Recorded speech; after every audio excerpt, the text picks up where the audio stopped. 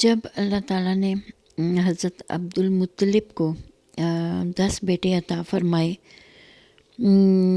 اور انہیں وہ اس قابل ہو گئے کہ وہ سمجھدار ہو گئے اور بچاؤ کرنے کے لائق ہو گئے، تو ان میں جو ہے حضرت عبداللہ سب سے زیادہ خوبصورت، پاک دامن اور چہیتے تھے، اور انہیں ذبی جو ہے وہ کہا جاتا تھا۔ ذبی کہلانے کی وجہ یہ تھی کہ جب عبد المطلب نے اپنی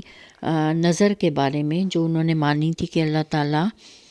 جب مجھے 10 بیٹے عطا فرما دے گا تو میں ایک بیٹے کو کعبہ کے سامنے جو ہے وہ ذبح کروں گا، تو بیٹوں کو جب یہ بات بتائی تو بیٹے مان گئے، اور اس کے بعد اس زمانے کے رواج کے مطابق عبد المطلب نے قسمت کے تیروں پر ان سب کے نام لکھے، اور حبل نامی جو بت تھا اس کے قیم، یعنی اس کا جو ایک نگران تھا، اس کے حوالے یہ تیر کیے، اور قیم نے تیروں کو گردش دے کر قرہ نکالا تو عبداللہ کا نام نکلا۔ عبد المطلب نے عبداللہ کا ہاتھ پکڑا، چھری لی اور ذبح کرنے کے لیے خانہ کعبہ کے پاس لے گئے، لیکن قریش اور خصوصاً عبداللہ کے ننہال والے یعنی بنو مخزوم اور عبداللہ کے بھائی رسول پاک صلی اللہ علیہ وسلم کے چچا ابو طالب جو ہیں وہ آڑے آ گئے، اور عبد المطلب نے کہا تب میں اپنی نظر کا کیا کروں؟ انہوں نے مشورہ دیا کہ وہ کسی خاتون عرافہ کے پاس جا کر اس کا حل دریافت کریں۔ عبد المطلب ایک عرافہ کے پاس، یعنی کہ جو اس زمانے میں فال نکال کے یا اس طرح سے مسئلوں کا حل بتایا کرتی تھی، اس کے پاس گئے۔ اس نے کہا کہ عبداللہ اور 10 اونٹوں کے درمیان قرعہ اندازی کریں، اگر عبداللہ کے نام قرعہ نکلے تو مزید 10 اونٹ بڑھا دیں، اس طرح اونٹ بڑھاتے جائیں اور قرعہ اندازی کرتے جائیں یہاں تک کہ اللہ راضی ہو جائے، اور پھر اونٹوں کے نام قرعہ نکل آئے تو انہیں ذبح کر دیں۔ عبد المطلب نے واپس آ کر عبداللہ اور 10 اونٹوں کے درمیان قرعہ اندازی کی، مگر قرعہ عبداللہ کے نام نکلا۔ اس کے بعد وہ 10 اونٹ بڑھاتے گئے اور قرعہ اندازی کرتے گئے، مگر قرعہ عبداللہ کے نام ہی نکلتا۔ جب 100 اونٹ پورے ہو گئے تو قرعہ اونٹوں کے نام نکلا۔ اب عبد المطلب نے انہیں عبداللہ کے بدلے ذبح کر دیا اور وہیں چھوڑ دیا، اور ہر کسی کو کھلی دعوت تھی، انسان، چرند پرند، سب کو، کسی کو کوئی رکاوٹ نہ تھی۔ اس واقعے سے پہلے قریش اور عرب میں خون بہا کی جو مقدار تھی وہ 10 اونٹ تھی، مگر اس واقعے کے بعد 100 اونٹ کر دی گئی، اور اسلام نے بھی اس مقدار کو برقرار رکھا۔ نبی صلی اللہ علیہ وآلہ وسلم سے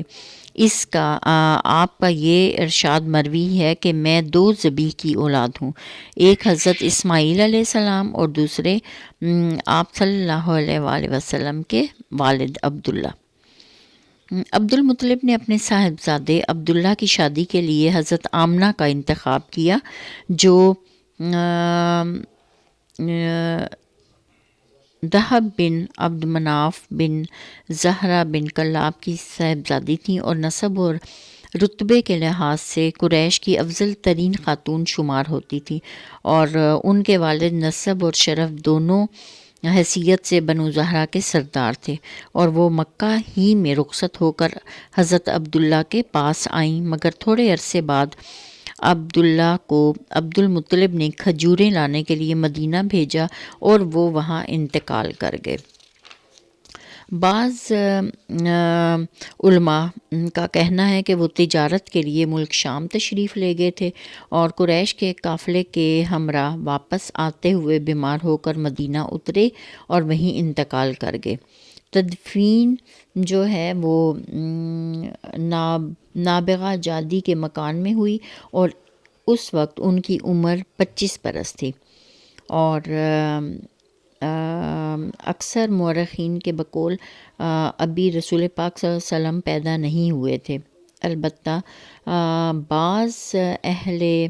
علم جو ہے وہ کہتے ہیں کہ آپ صلی اللہ علیہ وسلم کی پیدائش ان کی وفات سے 2 ماہ پہلے ہو چکی تھی، لیکن زیادہ اتفاق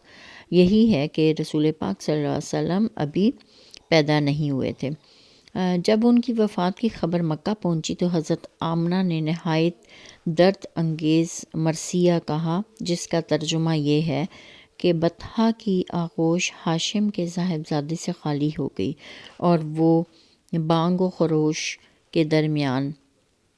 ایک لحد میں آسودہ خواب ہو گیا، اور اسے موت نے ایک پکار لگائی اور اس نے لبیک کہہ دیا۔ اب موت نے لوگوں میں ابن ہاشم جیسا کوئی انسان نہیں چھوڑا۔ کتنی حسرت ناک تھی وہ شام جب لوگ انہیں تخت پر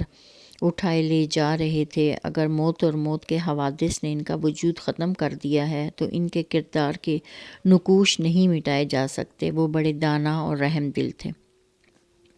اور حضرت عبداللہ کا کل ترکہ جو تھا وہ 5 اونٹ، بکریوں کا 1 ریوڑ اور 1 حبشی لونڈی جس کا نام برکت تھا اور کنیت ایمن تھی، اور یہی ایمن ہیں جو کہ رضی اللہ تعالیٰ عنہ ہیں،